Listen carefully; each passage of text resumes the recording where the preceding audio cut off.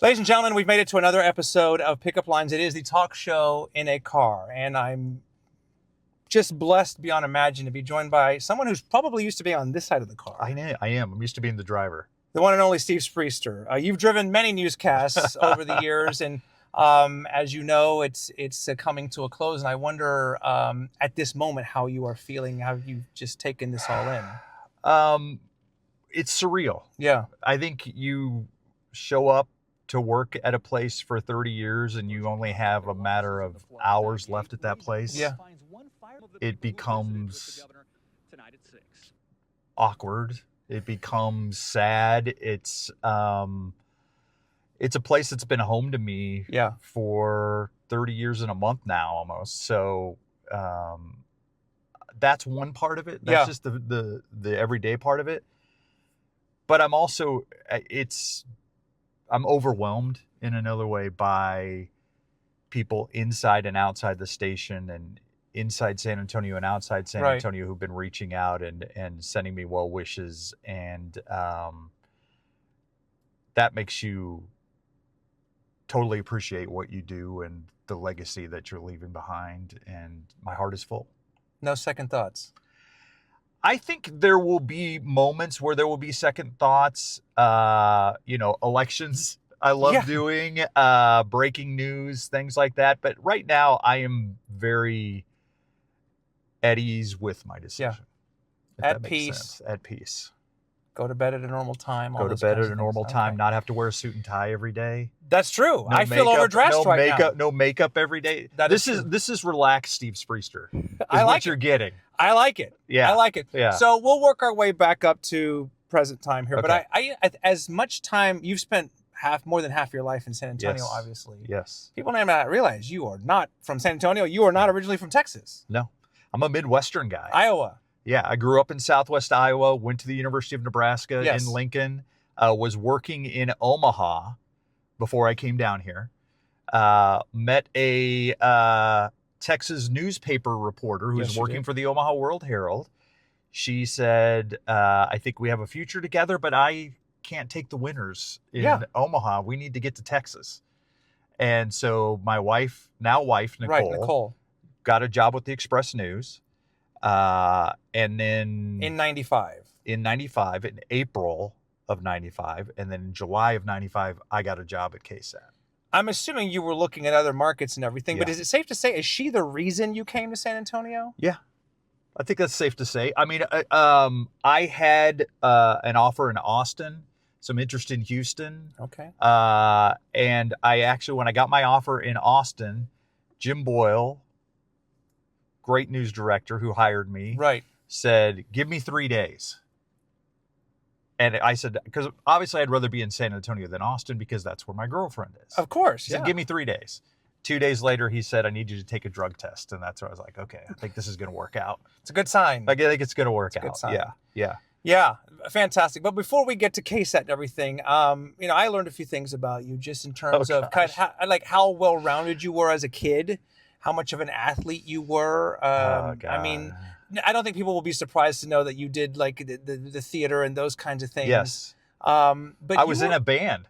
I heard I was Alias. in a rock Alias. I heard you were in a band. Did you have long hair? I had longer hair. I have to see photos of this. It wasn't like long rock hair or anything, but John Bon Jovi. I was the lead singer. And we did everything from REM to Black Sabbath to Bad Company to Kiss to all of those. Feel like making exactly. love. And then the highlight probably was, I grew up in a small town, Tabor, Iowa, which is kind of right where Iowa, Nebraska, Missouri kind of come together there. By the way, are you the most famous person to ever come out of Tabor, Iowa? I don't know. Okay, I didn't mean to interrupt Probably. You. Okay. Probably. I don't want to brag about myself. It's not for me to say. No, that's true. But anyway, so we would play the small towns, and we played the Popcorn Festival in Hamburg, Iowa. We played the loading dock at the post office. That was the highlight of our career. Please tell me that there's a VHS tape or something somewhere. I wish there was. There is probably. We made a music video. Oh. And there is somewhere a video of us playing in the school cafeteria. All right. Somewhere. I need to find the mayor of Tabor, Iowa. So I got to figure this out. There's the superintendent.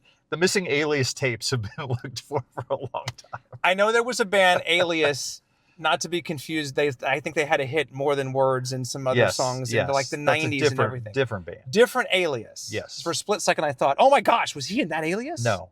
But I was, though, on a Future song. Yes, you were. So I guess You've got that.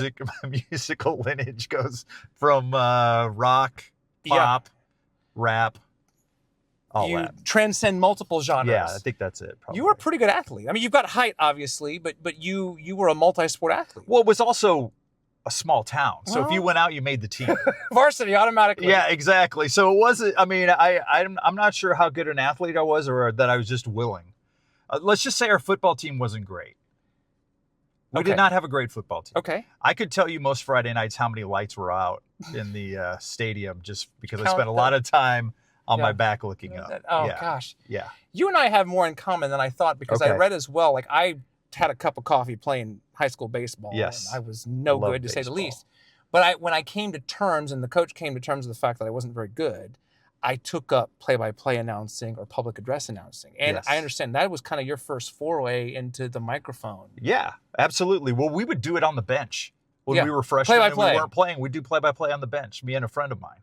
And we would kind of make up, different nights at the ballpark. It's Tasty Freeze night at the ballpark. Get your Tasty Free, that kind of thing. Well, it was more just having fun and spending time on the bench. And then, every once in a while we'd have the coaches come over and do a coaches show with us. Yes. And it wasn't recorded or anything. Gosh. We're just sitting there talking, and it was more to just entertain the rest of the team than it was necessarily. I'm getting broadcast. Like Field of Dreams. I mean, it's Iowa, right? Cornfields and Field of Dreams. Yes. And if you build it, they will come. I mean, am I onto something? Was that about right? Well, it could be. And there's a legendary radio station in Shenandoah, Iowa called KMA. Okay. It's where the Everly Brothers, if you remember the Everly Brothers, got their start. Yes. The sports broadcaster there was doing play-by-play at one of our games, and I told him I was interested in it. He said, come by the station. Yeah. So I went by the station, and he had me do a demo tape and things like that, and he said to me, you could do radio. He said, but TV is what you want to be doing. It's where the money is. That's what he said. He said, that's where the money is. Yes. He said, he goes, and I love radio. Right. You got a voice for it too. Thing about radio that's great, but I also love TV. And so that was really the first guy to say, yeah, radio's great. You can love it, but TV's what you should be doing. Right. And so then he would do play-by-play, but then he would also umpire baseball games. And I think that's where I realized the radio gig isn't paying as much as you thought. If the guy doing play-by-play seconds as an umpire can supplement his income. Yeah. Yeah. Yeah. And I'd walk up and he's like, hey, Spree, how's it going? I'm like, hey, Chuck. And I remember one time he called a strike that was like way inside. He's like, sorry, Spree. I love it. Okay. I love it. All right, we're just getting started with the one and only Steve Spriester, winding down just a legendary career in San Antonio. More to come when we come back here on Pickup Lines.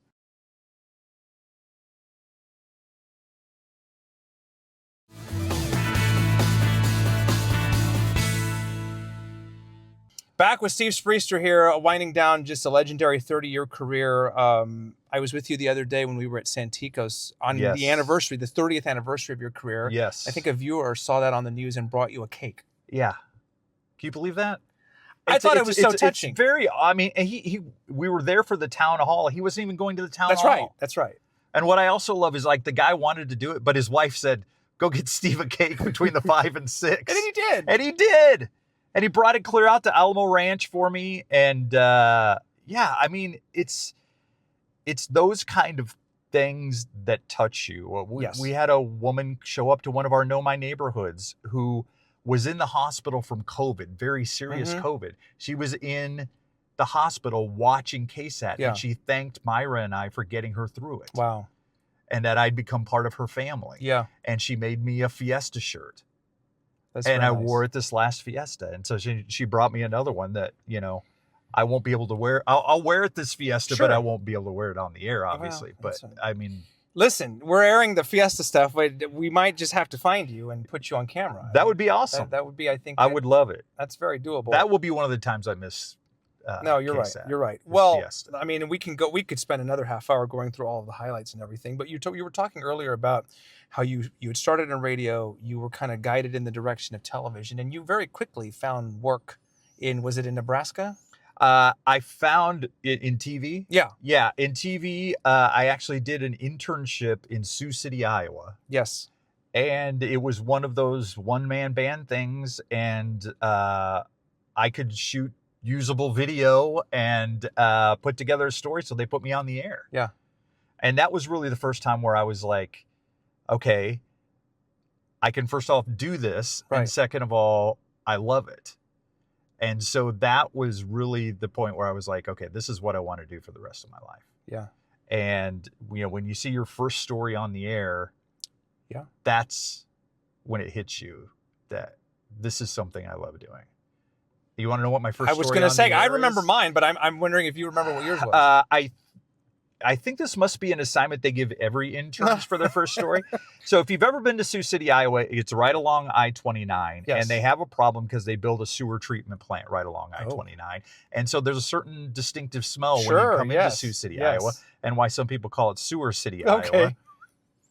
So they were working on different ways to make it not smell so bad. So I had to go out to the sewage treatment plant and interview people about what they were doing there. And let's just say that smell stayed with me for weeks. Like I would be in a totally different town going, are you smelling something? Yeah, you couldn't. I'm just smelling something. Like it's just in your, Sure. No, you can't scrub it off. You can't. Yeah. So it's that was a very memorable story. Were you even remotely aware of San Antonio at this time? I mean, you obviously made an effort to apply here, but I mean, was Texas, you obviously had Nicole in your life and everything, and you came down here, but was San Antonio on your radar back then? I knew limited things about San Antonio. I actually, and I've told him this before, I knew who Henry Cisneros was. Okay. He became a national figure when he was elected mayor of San Antonio. Right. So I knew Henry Cisneros, I knew of the Alamo, and I knew of David Robinson. Okay. So I was a sports fan, so I followed the Spurs. I actually went to a game in Kansas City when the Kansas City Kings, I saw them play the Spurs. And it was with the Bruise Brothers, and George Gervin was playing. Okay. And the Bruise Brothers were like Kevin Oberding and Kevin Rustani and Artis Gilmore was on that team. And they beat the Kings. And I told Ice this. I said, you were like, don't take this the wrong way, but you were the ultimate garbage man. Like you would just get rebounds and put them back in. Like I see you had the finger roll and you had the jump shot, but every rebound it seemed like you got and put back in. Oh yeah. And he's like, yeah. He goes, that's how I led the league in scoring. Yeah. So it's funny how there are things that happen when you're younger. I had an Ice poster. I had the poster of him sitting on with the palace of the throne of ice with the two basketballs. The basketballs made out of ice. I had one of him, one of Moses Malone, and one of Jamal Wilkes from the Lakers. So that, I can add Iceman to my list of things I knew about San Antonio. And this was before you knew that you were even going to be in San Antonio. This was small town Iowa. Sure. I had a poster of George Gervin. It was fated to be, I guess. I don't know. But yeah, I have a love affair with San Antonio, and I think that's why I've stayed here 30 years. Right. I love the diversity of this city. I love the fact that there are so many distinctive neighborhoods, so many distinctive restaurants. Right. But the people in this community, and you know this as well as I do, Ernie, the people in this community are like none other. Correct. And that's South Texas. I mean, that's from the hill country to the border. I mean, their generosity, the fact that I feel in a lot of ways they've taken me and my family in. Absolutely. And just the fact that they care. Yeah. And they watch TV. Well, and I've always said they're loyal when they find their guy or gal or their sportscaster, their meteorologist, they latch on to them like for life. Yes. I think it's more important here than it is any other city. I would agree. Yeah. I would agree. Do you, and by the way, on that note, because your daughters were born here and everything, because people I know are curious to know what you're doing, and that's been published and discussed already. But you're not leaving San Antonio. I'm not. Like, San Antonio is still going to be my home. Yeah. I'm still going to be based in San Antonio, live in San Antonio. My wife works here. I'm going to be working here. Actually, my new office is like a block and a half from here. Okay. Wow. It's in an old house in Monte Vista. It's great. So it's awesome. Yeah. Good for you. So I'm thrilled to make that happen. I don't think I ever want to leave. I have friends that are like, so when you retire, where are you going to go? Are you going to go to California or Hawaii? And I'm like, no, San Antonio. But this doesn't feel like a retirement, right? I mean, by the way, you're you're very young. It's not a retirement. No. You're still a very young guy. Thank you. But it's not a retirement. No, I'm moving on to do something else in a different field. But it still entails a lot of the skills that I have when it comes to storytelling and communicating and advocating for people who have been hurt in different ways, whether it's wildfires in California or Hawaii or toxic leaks in places like Georgia. Yeah, which I want to get to here. We have a few more minutes with Steve Spriester. I mean, again, I should have done an hour with him today, but this is just so much to talk about. But we'll try to squeeze it all in. One more segment with Steve when we come back here on Pickup Lines.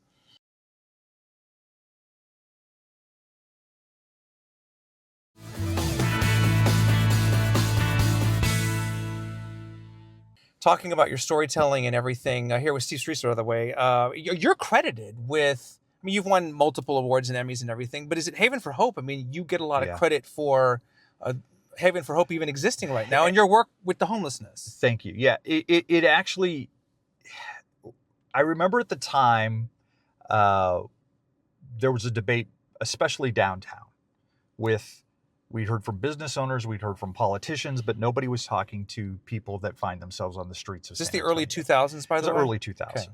Okay. And so I just decided, let's tell that story. And I thought it was maybe, a minute 30 piece. So I went down to Travis Park Methodist. Yeah. Sat in their day shelter that they had where they would feed people lunch. And the pastor at the time, John Flowers, said, hey, Steve Spriester from KSAT is here. He's here by himself. He wants to know what it's like to be homeless in San Antonio. Come over and visit with him. So I talked to a lot of different people, no cameras, just wanted to get a sense of what was going on. And then one guy came up to me and said, are you serious about doing this? And I said, yeah. He goes, you don't want to just do a thing like where you're homeless for a day or what? I said, no, I'm telling your story. This isn't my story. He said, okay, I will show you around. His name was Mitchell Brooks. And so Dale Keller, photographer, and I, it was a Monday night. We had Monday Night Football. Right. So we just went out once it got dark and Dale went out with Mitchell first and he just showed us around and it was amazing talking to people who found themselves on the streets, why they found themselves on the streets. Somebody lost their job. Somebody got hurt. We talked to a female who was living on the street who said, it's different for us out here than it is for other people. Yeah.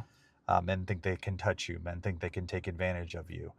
And so it hit me, and I came back and I told our news director at the time, Jim Boyle, who I wouldn't be here without. Right. I think we have enough here for a 30-minute special. I'd never done a 30-minute special in my life. Right. And he said, I don't know, it's homeless or people getting care, whatever. So the next thing I know, not to mention 30 minutes of airtime. 30 mintes of airtime. You got to put that on the air somewhere, and that costs money. Yeah, and I had no idea. I just said, I think we could do a documentary on it. So he said, well, I tell you what. He goes, let's do like minute 30 pieces for Thanksgiving week. Okay. And we'll see what happens. So we aired a minute 30 pieces for Thanksgiving, and then he said, okay, you got 30 minutes. It's in prime time, Christmas week. So I had like less than a month to put together my first ever 30-minute documentary. It aired the week of Christmas. It aired at 7 o'clock. It won its time slot. Ratings-wise, meaning. Ratings-wise. Then Mayor Phil Hardberger happened to see it. Yep. Then Chairman of Valero, Bill Greehey, happened to see it. Patty Radel, who was on the city council at that point, happened to see it. And they took the ball and ran. And what it basically, the special basically showed the fact there was no 24-hour shelters in San Antonio at the time. There was no place for people to better themselves and try and get a job or a house in San Antonio. And this was just 20 years ago. It's 20 years ago. Yeah. 15 roughly. Wow. Okay. And so they started Haven for Hope. They went all over the country. Greehey and Patty Radel and the mayor went all over the country and found what they thought was a uniquely San Antonio solution. And Haven for Hope now is a model for so many people because it's a shelter, but it's also a transformation center. I mean, thousands of people have gone through that and found themselves in homes and jobs. And so I am, the mayor wrote me a handwritten note saying, thank you for tearing down the weeds around this subject. It's about people. He goes, I venture to say, even though you're a young man, you will not do anything as impactful as this. I mean, you could probably make a case that is held up true all these years later. I think you could make a case. I do. I'm very proud of that. And we did a follow-up a few years ago showing that the homeless situation has spread outside 1604 and in Bernie it's still and an other issue, places. for still sure. An issue. For sure. We could use 2 or 3 more Haven for Hopes. But I did a story that so many stories that we do, people have to trust us and trust us with their story, trust us with their lives in a certain way. Yeah. A man by the name of Ray Hildebrand was an investigator, a former police officer, investigator with the DA's office under Susan Reed, has a stroke downtown. They take him to Baptist downtown, 2 blocks away. There's no stroke centers in San Antonio. He has to wait hours and be airlifted to Austin before he's treated for his stroke. Wow. So we did that story about the fact there were no stroke centers in San Antonio. Diabetes headquarters of the country. I mean, so many reasons. Why were there no stroke centers in San Antonio? Considering the medical center and how much medical there is here. And so Ray and his wife, Suzanne is still a great friend of mine. Yeah. Opened up their lives and told us his story. And now there are multiple stroke centers in San Antonio. And that doesn't happen, as much as I would love to take credit for it, it doesn't happen without Suzanne and Ray. Yeah. And Ray passed away a few years after we did the interview, and they honored me with being a pallbearer. Wow. So, I mean, that's the kind of things that, it's not Haven for Hope, but it's just as impactful, I think, as some of the other things that I've done. The Emmys are nice and they look good on your mantle or whatever, but these are the things that these are the things that matter. Make a lasting impact. Yeah, and Emmys are so subjective. That is true. But when you change lives, that's more long lasting. Yeah. What can you say? I have a feeling I know the answer, but what are you going to miss most about not, the news is so like it's 5 o'clock on the nose and it's regimented and it's a schedule and everything. And there's nothing like we can do these broadcasts and everything, but there's nothing like being up on the set at 5, 6, 10, whatever. Right. What are you going to miss most about that? I think just the relationship that you have with the team, with the KSAT team. I think you see maybe the 3 or 4 of us out there on the set, but there's a whole team behind. And KSAT has been so great at the producers and the technical people and the directors and the sound people and the teleprompter. And it's just, they've done such a great job over the years. I'm going to miss those relationships. But the live events, the Spurs championships. Sure. The Fiesta, election night. Those are the things that I think I'll miss more than anything. I watched you and Myra a lot. The night of Fiesta Flambeau, when there was an election happening. Yes. And you are in such an you're on a Saturday. Yeah. You're working on a Saturday night. Yeah. And you were just in such your element and everything. And it's where I wanted to be. You know, we started that live stream, gosh, almost 10 years ago. Yeah. When nobody was doing live streams. Oh God, it's foreign. It was so I said it's political Wayne's World. We started in a conference room, put some bunting up. Yes. And that's how we started it. Public access TV. Yeah, exactly. And so it's still very it's moved way beyond that now. Yeah. Yeah. But that's just what we started with, the simple aspect of let's just give some numbers and get some reaction locally. As much as I don't want to close, I guess I will kind of wrap up with this. I'm curious on your thoughts as you're getting out now, and the business has changed just in the last few years so much. Last few and days. the digital platforms and everything. Are you feeling positive about the future? Is there still a place for local news 10, 20, 30 years from now? I think so. I hope there will always be a place for local news. I still believe firmly in the importance of what you and I do, and the fact that facts matter, truth matters, honesty matters, and information. I mean, just the responsibility that you and I have as journalists to bring accurate information to people. I hope that never goes away. I think it could look differently. I am not a fan of mega corporations taking over. Right. Because I think each local news station should have a local news identity, and I hope that doesn't get lost. Yeah.